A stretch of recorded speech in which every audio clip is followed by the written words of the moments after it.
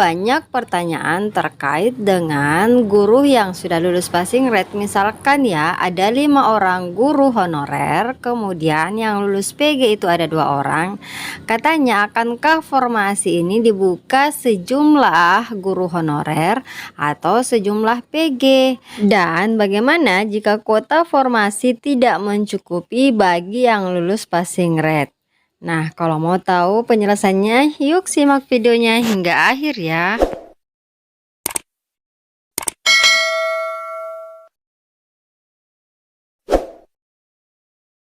Assalamualaikum warahmatullahi wabarakatuh. Hai teman-teman semua, kembali lagi bersama saya Hidayah. Dan kali ini kita akan membahas bagaimana sih penempatan bagi guru yang sudah lulus passing grade tetapi di sekolah asar atau di sekolah induk itu tidak tersedia formasi.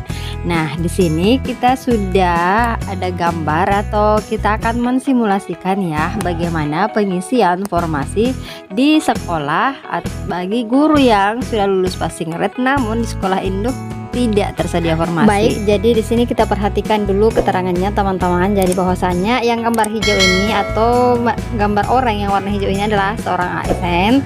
Kemudian yang warna biru itu adalah non ASN tetapi sudah lulus PG, dan yang warna kuning ini adalah honorer tapi belum lulus ya. Jadi ceritanya dia adalah guru di sebuah sekolah, guru sebuah sekolah induk. Nah, kita lihat di sekolah A ya. Di sini sudah ada ASN yang mana sudah mengisi kebutuhan yang ada di sekolah tersebut. Jadi ceritanya ada 2 kebutuhan di sekolah A, tetapi 2 kebutuhan ini sudah diisi oleh ASN. Maka yang 2 orang ini tentunya karena kebutuhan sudah terpenuhi di sekolah A, maka yang 2 orang ini meskipun sudah lulus PG maka akan ditempatkan di sekolah lain yang masih tersedia kebutuhan. Seperti itu ya.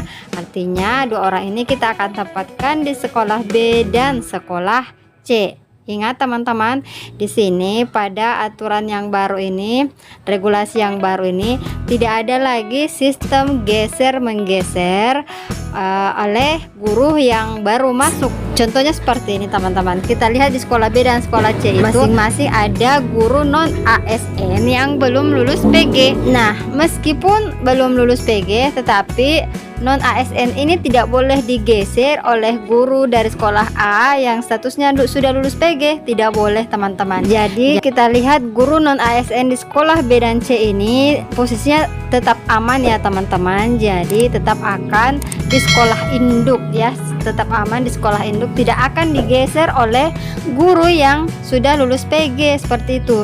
Jadi guru yang sudah lulus PG di sekolah A ini akan ditempatkan di sekolah B, kemudian yang satunya lagi akan ditempatkan di sekolah C seperti itu. Jadi ingat teman-teman, tidak ada istilah geser menggeser lagi.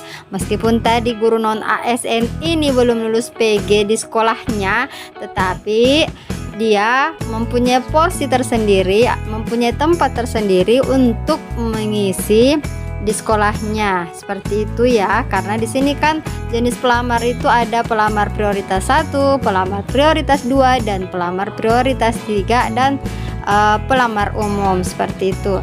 Jadi yang warna kuning ini tadi ini termasuk pelamar prioritas 2 ya. Kemudian yang lulus PG ini termasuk pelamar prioritas 1. Jadi meskipun pelamar prioritas 1 masuk, tidak akan menggeser posisi guru honorer negeri tadi.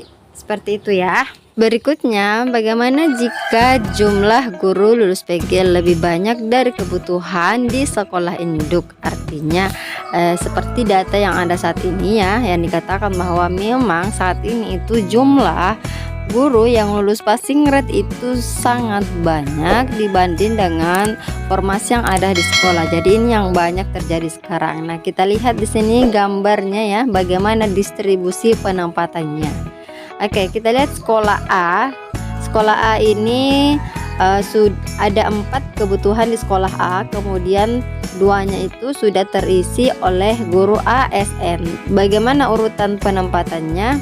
Nah, jadi yang berhak mengisi 2 formasi ini adalah yang pertama akan diisi oleh non ASN lulus PG dulu ya. Jadi akan diisi oleh guru non ASN yang lulus PG.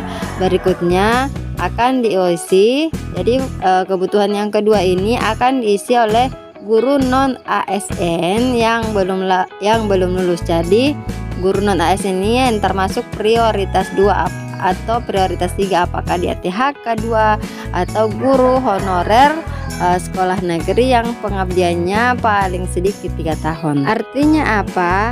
Untuk sekolah A ini tidak jadi masalah ya, karena kebutuhan lebih banyak daripada guru yang telah lulus passing grade. Yang telah lulus passing grade di sini sudah terpenuhi mengisi formasi di sekolah induk. Kemudian yang satu kebutuhan lagi akan diisi oleh guru non ASN ini. Jadi salah satu dari 2 orang ini akan diisi oleh guru non ASN.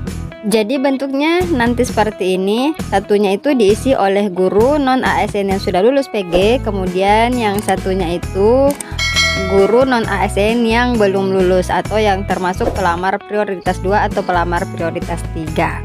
Nah, sekarang kita lihat ke sekolah B, yang mana sekolah B ini ada 3 kebutuhan, namun duanya ini sudah terisi oleh guru ASN, sementara ada 2 guru yang sudah lulus PG. Artinya guru yang sudah lulus PG ini lebih banyak daripada kebutuhan yang tersedia di sekolah. Begitupun dengan guru C ya, yang mana ada 3 kebutuhan, tetapi 2 ini sudah terisi oleh ASN dan masih ada 2 guru yang lulus PG teman-teman. Nah, bagaimana solusi pengisian formasinya? Tentu seperti yang sudah kita bahas pada video-video sebelumnya, bahwasanya ada urutan untuk pengisian formasi. Yang pertama dimulai dari THK 2, kemudian honorer negeri, lalu lulusan PPPG, dan yang terakhir adalah honorer swasta. Jadi yang akan ditempatkan atau yang akan mengisi kebutuhan terlebih dahulu adalah THK 2 berdasarkan urutan yang tadi teman-teman. Kemudian masih ada satu orang lagi nih teman-teman yang sudah lulus passing grade, tetapi kebutuhan di sekolah induk sudah tidak ada lagi. Artinya yang 2 orang ini, satu dari sekolah B dan satu dari sekolah C ini akan masuk klot. Nah, kalau sudah berada di klot, maka distribusi penempatan itu terlebih dahulu akan diisi oleh peringkat pertama. Jadi yang masuk di klot itu akan di ranking teman-teman. Yang mempunyai nilai tertinggi akan ditempatkan terlebih dahulu ke sekolah yang tersedia formasinya, seperti itu. Nah, sekarang kita lihat bagaimana sih distribusi penempatan bagi PPG dan guru swasta. Nah, kita lihat ya teman-teman, misalkan di sekolah A, B, dan C ini sudah tidak tersedia kebutuhan. Artinya apa? Meskipun ada kebutuhan, tetapi kebetulan ada guru honorer negeri yang mengabdi di sekolah induk, seperti itu. Nah, artinya untuk ketika ada pelamar umum ya, yang mana pelamar umum ini adalah PPG dan swasta, maka dia akan masuk klot terlebih dahulu. Dan pelamar umum ini akan di ranking ya, jadi diurutkan berdasarkan nilai dalam suatu instansi seperti seleksi P3K tahun 2021 lalu, bahwasanya penempatan itu didasarkan pada urutan nilai tertinggi, seperti itu teman-teman. Nah, terkait pertanyaan di opening, bahwasanya misalkan ada 5 orang guru honorer di sekolah negeri, kemudian ada 2 orang yang sudah lulus passing grade, terus apakah formasi akan dibuka sesuai dengan banyaknya guru honorer atau akan dibuka berdasarkan yang banyaknya guru lulus passing grade? Nah, jawabannya teman-teman, bahwasanya Pemda akan mengajukan formasi berdasarkan kebutuhan yang ada di sebuah sekolah ya. Jadi bukan berdasarkan banyaknya honorer negeri yang sudah lulus passing grade, tapi berdasarkan pada kebutuhan yang ada di sekolah. Ketika sekolah masih membutuhkan 2 orang guru, maka tentu Pemda akan mengusulkan 2 orang guru honorer, seperti itu ya. Jadi yang 2 orang tadi yang sudah lulus passing grade, ketika kebutuhannya ada 2, maka tentunya akan mengisi di sekolah induk. Dan guru honorer yang 3-nya lagi, tentu meskipun dia masuk prioritas ya, prioritas 2 atau 3, tapi karena kebutuhan sudah terpenuhi, maka dia akan menunggu dibukanya seleksi tahun selanjutnya seperti itu teman-teman.